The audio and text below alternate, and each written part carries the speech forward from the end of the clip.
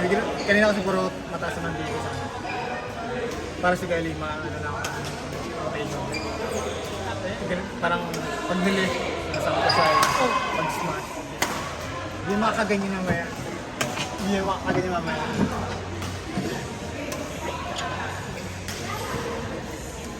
Ikaw ang gaganyan mamaya. Ikaw ang gaganyan mamaya. Ako lang ganyan lang nila. Favorite niya akong katawan. Hindi yan. Set ko lang yan sa'yo. Okay, sir. Ano ba yun? Eh, di ba yung plato yun? Atin ba to? Kaya nga, yung pa pala yun. Hindi ka nila umot. Ano pala yung pupa? Pakla.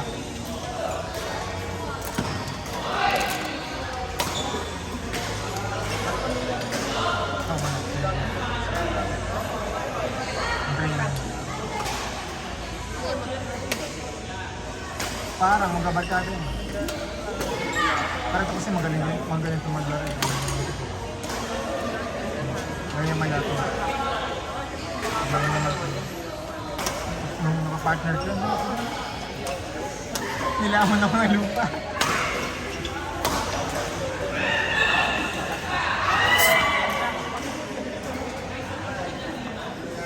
Yun naman talaga kasi variation na. The more unpredictable, the more na may advantage.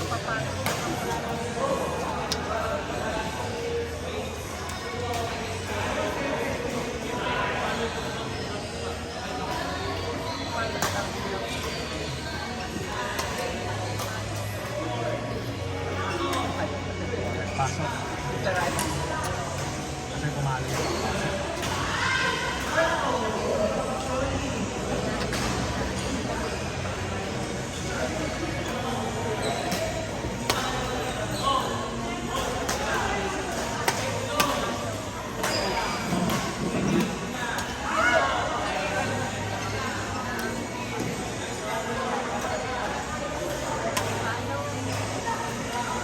Yan lang yung galaw mo.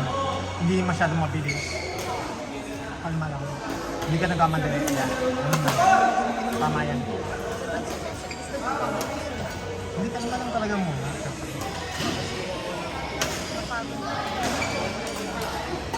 Talaga ba, coach? Inaano, relax ka lang, relax ka lang.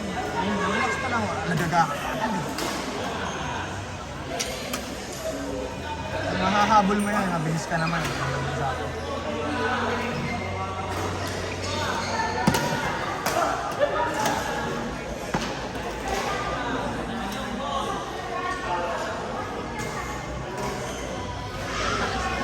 Mataas pa. Pero ang inaano kasi yan po ito. Akala ko may parang ganyan. Saka yung, ano niya, yung shots. Madali lang yung polishing. Madali lang yung polishing. Pero yung mga footwork, matami yan. Sa akin din na yan, inuuna kasi footwork. Bago yung accurate shot.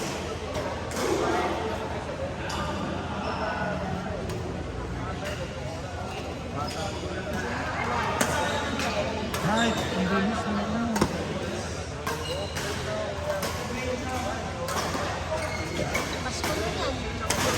Sa totoo. Hindi, hanggat di pa nagbabaha, ay nagbabaha na, yun ang bilis na, bibilis na naman yun.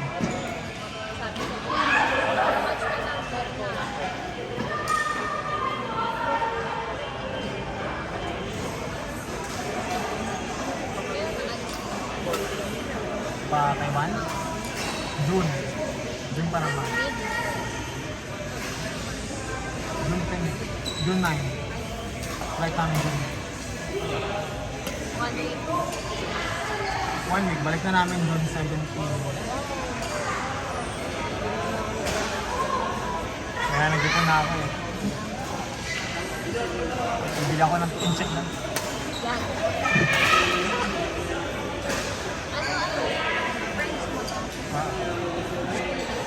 High school.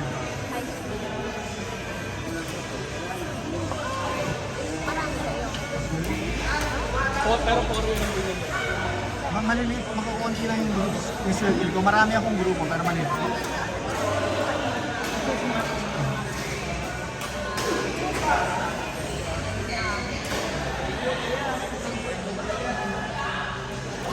Ano yung nakalimutan? Nakalimutan. Natanggalin ko laptop ko, sayang. Baka kaya ko isingit pa konti-konti yung oras.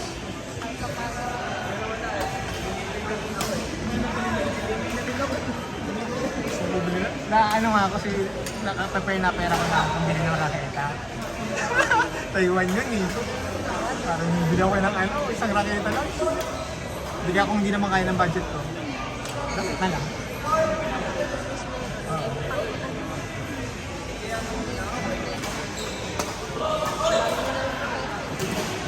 Wala Pero lang. kung hindi mo sasabihin, Mga hindi.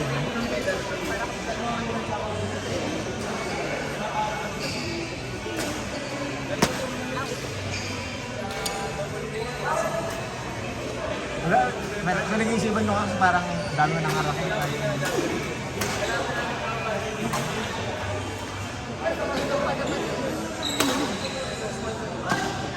Yun talaga yung isip ko una eh. Bibili ako ng raketa. Gusto ko kasi yung may memorabilia. Kung nasa range lang naman ng expected ko, baka pero kung mahal, gamit na lang. Sapatos. pang badminton din. Oo.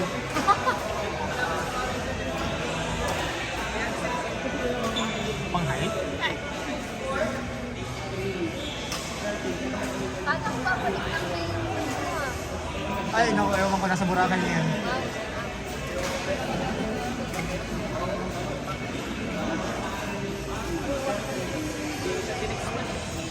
Ganyan yung mga yan. Kung hindi na ako katang ano, napunta dito, yan, kalagkarin din ako. Yan. Nasaan sila, din ako.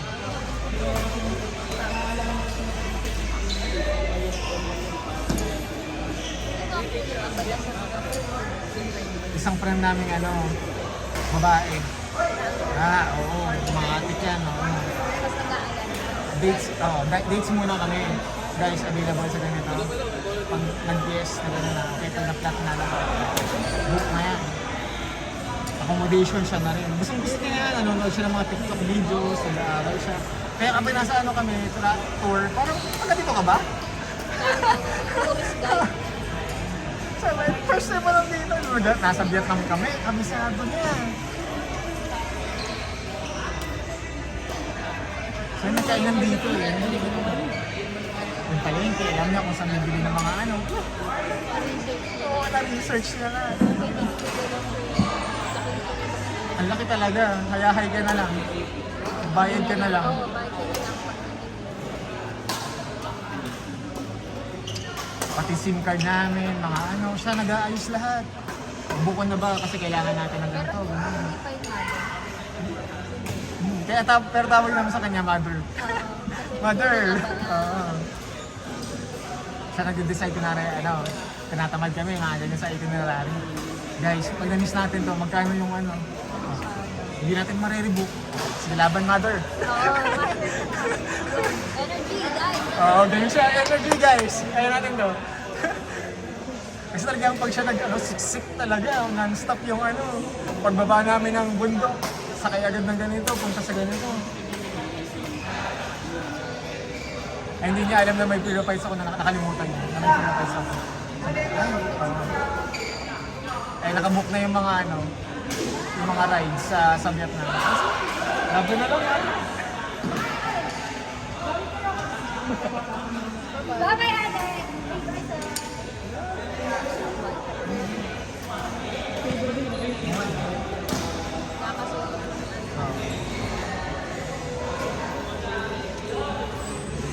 Ayan sir, yung mga ano yan, dakilang ano yan, photographer. Oo. Oo, sir, dakilang photographer yan.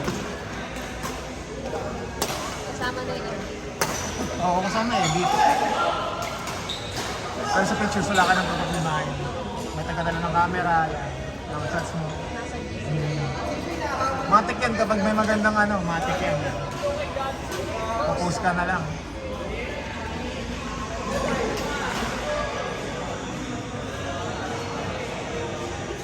Lalo pag nag-tantrums din naman si Ren. No? Minsan kasi, pag pagod na siya, sabaw na siya. Nawawalan siya ng ano, ng reason sa ano. Kasi gumagawa siya naman nakakait ng bagay. Hindi pa sabi ko na sa'yo, over baggage ka. Ba't na? Gaganon, no? Pinipilit niya yung gusto niya. Hindi sana, dinistribute mo na yan sa mga malita namin, sinasabihan ka ng ganyan. Tapos ngayon, Nagbabayad siya.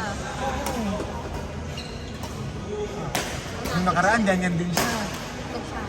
Nag-shopping. Nag-shopping ng bongga, sabi ko, siya ba sa malita mo? Eh, hindi ko naman maano, syempre, babakasyon kami, baka mabad trip naman, nag-enjoy siya. Eh, sige. Tapos sinabihan na siya nakasama namin, i-distribute mo na, malimot pa sa malita ko. Hindi, kaya. Pagkano, bumagi siya, dahil siya ng 4,000. Tapos ilang linggo siya hindi makamove on. Panadala. Ganun siya minsan. Para yun naman, maganda naman kasama din sa rin. Maganda. Gabi. Paras kami ni G. Lalakad-lakad lang kami ng gano'n. Bibili ng kung anik-anik. Ay, mga babae kasi medyo pagod na. Pagpe-prepa bukas o pahinga. Kami na rin, lalakad pa tayo. Kami ni Ate. Kasi siya may nagpagawa.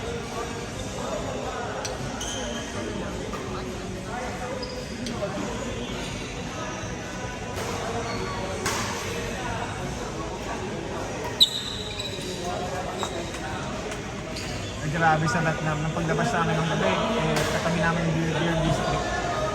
Yung mga, yung mga guys na mga bugang. You want lady? Nakita yung mga picture, ganun sila proactive. I'll bring you there. Ganun sila. Pati taxi driver, pag sumakay ka lang. Good, kahit drama yung angkas. Mga saboy.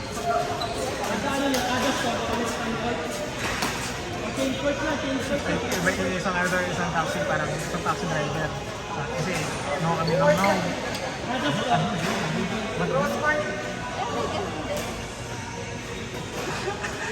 What do you like? Siguro malaki po lang. Sabi sila doon, dito talaga ako makakompare. Culture shock ako doon ng pag. Parang very open.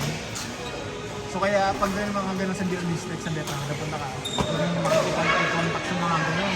Oo, perang ka talaga. Sa Hanoi. Pero mas matindi daw sa Ho Chi Minh. As in, bagsakan ng drugs, magsugan. Yung Ho Chi Minh kasi medyo south. Ang capital Hanoi, sa northern part. Yung Ho Chi Minh para nakilala dahil sa Saigon.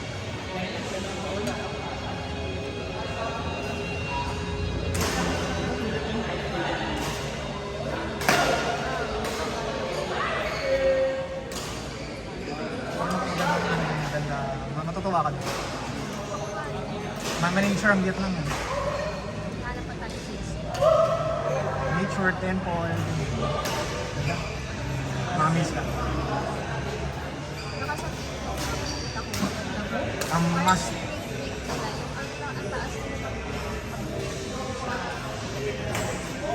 Hindi, ako kasi at feeling ko, ma-enjoy yung mga pagurang lakad dito. So, yung sapa, ma-enjoy mo yun. Yung... Pansipan. May hiking kasi. Pero siya, hagdan na. Karpaki.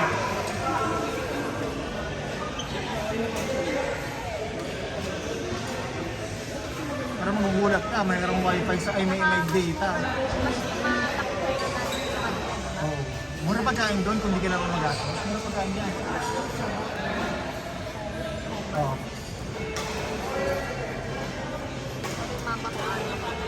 Ano tawag ko doon? Yung daaman na yun.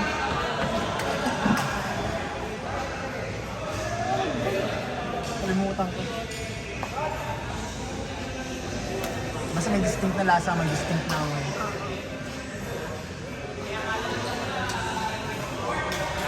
Saka baka mabahuan mo sa ano, sa resto, yung resto. Kasi yung spices, yung nakatamba, yun yung medyo. Pero pag nasanay ka naman, wala na.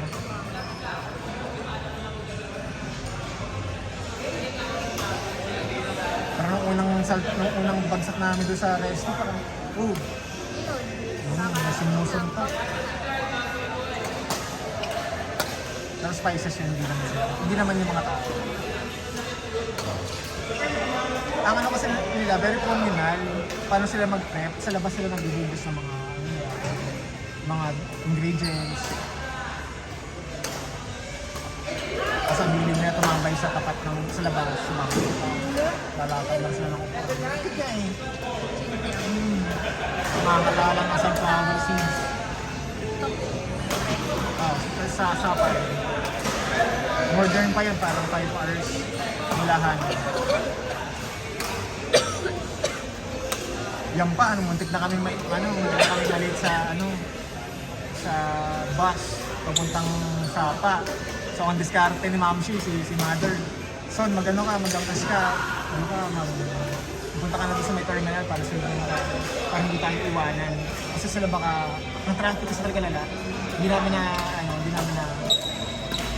namin na-calculate, masyado. So, yun yung ginawa namin. Umabot naman ako. Na-hold ko ng konti. Kala yung conductor, muntik ng ayaw, parang ayaw maganda. Sabi ko, just 5 minutes. Just 5 minutes, they're near. Na-hold naman.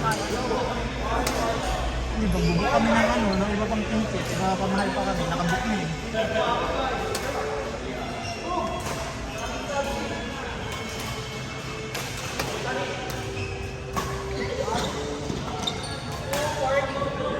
Grabing mga teamwork pag gano'n eh.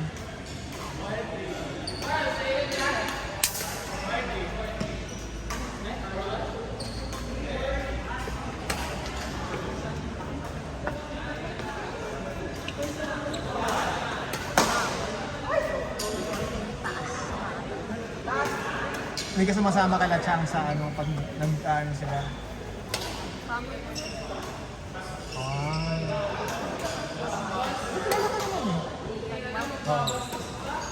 Hindi kayo nagkakayaan ng mga tropa.